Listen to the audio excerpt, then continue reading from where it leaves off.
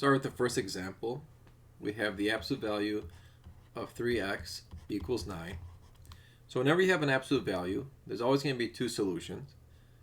So the first solution will involve removing the absolute value, and the other solution will involve removing the absolute value and putting the other side as the opposite sign.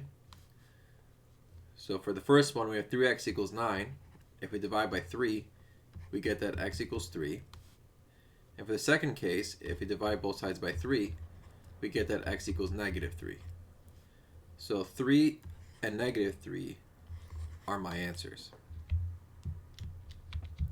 Next example, we have the absolute value of negative 4 plus 5x equals 16.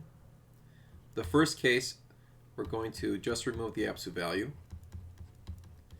And the second case, we're going to remove the absolute value and then put a negative 16 on the other side. So for the first one, we're going to add 4 to both sides. We have 5x equals 20. And then we're going to divide by 5 to get x equal to 4. For the other case, we're going to add 4 to both sides. We have 5x equals negative 12. Divide both sides by 5. We get that x is equal to negative 12 over 5. So we have two solutions, 4 and negative 12 fifths. Now the last example, we have 2 minus 5 times the absolute value of 5m minus 5 equals negative 73. My goal is to solve for m, but first let's try to get everything else out of the way. So let's start with a 2 here. I want to get rid of the 2, so I'm going to subtract by 2 to both sides. I'm left with negative 5 times the absolute value of 5m minus 5, and that's going to equal negative 75. I'm going to divide both sides by negative 5.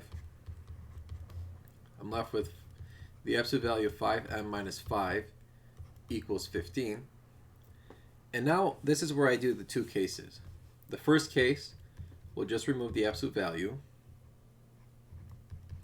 And the second case, we're going to remove the absolute value, but then put a negative on the other side.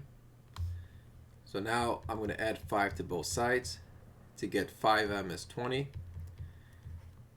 And to get m, we want to get rid of the 5. So we'll divide both sides by 5 to get that m is 4. Similarly, we're going to add 5 to both sides. So we get 5m equals negative 10. We want to get m by itself, so we're going to divide it by 5 and get that m is negative 2. So we have two answers. We have negative 2 and 4